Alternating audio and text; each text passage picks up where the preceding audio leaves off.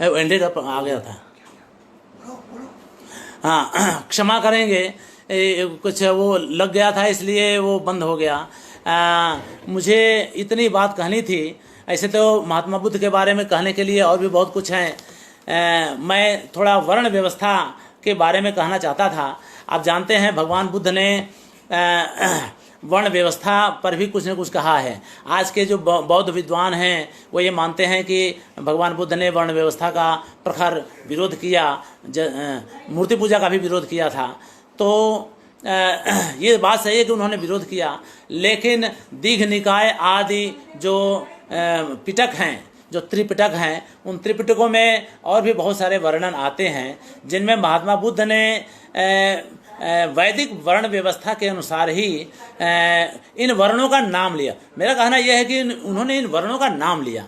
अगर वो वास्तव में विरोधी ही होते तो वर्णों का नाम नहीं लेते। उन्होंने एक काम ये किया कि उन्होंने क्रम बदल दिया। वैदिक परंपरा में एक नंबर पर वो थे, ब्राह्मण थे, तो दूसरे पर क्षत्रिय, तीसरे पर वैश्य और चौथे पर शूद्र।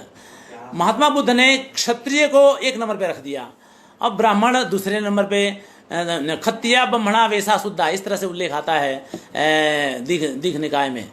तो कहना यह है कि उन्होंने वर्ण व्यवस्था का उस तरह का विरोध नहीं किया। जैसा कि मैंने शुरू में ही कहा कि बौद्ध धर्म हो या जैन धर्म हो या और भी बहुत सारी विचारधाराएं हों, ये सब भारतीय विचारधारा का अंग है। तो भारतीय विचारधारा चाहे जिस नाम से आई हो, वो कोई आइसोलेशन में या अलग होकर के विकसित नहीं हुई हैं। दोनों सभी विचारधाराएं आपस में एक दूसरे से मिलजुल करके विकसित हुई हैं। इसलिए हमें इनको अलग से मानने की जरूरत नहीं है। ऐसा नहीं है कि कोई बौद्ध धर्म वैदिक धर्म का शत्रु है और जैन धर्म का भी शत्रु है वगैरह वगैरह, इस तरह की मानने की जरूरत नहीं है। तो बौद्ध धर्म के बारे में हमें इतना कहना था। मैं फिर से संस्कृत भारती और उसके आयोजक, उसके कार्यकर्ता, खास करके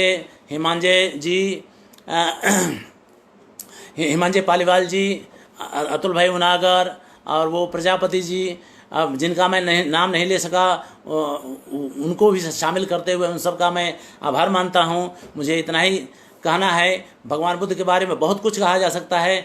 मैं बहुत थोड़ा कहा जाए ना चंद्रपात किया, और मैं फिर से आप सभी लोगों मुझे अच्छी तरह से सुने, ध्यान दे करके सुने, इसलिए मैं आप सभी लोगों का आभार मानता हूँ और आयोजकों का भी आभार मानता हूँ। इस तरह से अब मैं आप लोगों से विदा लेता हूँ। धन्यवाद।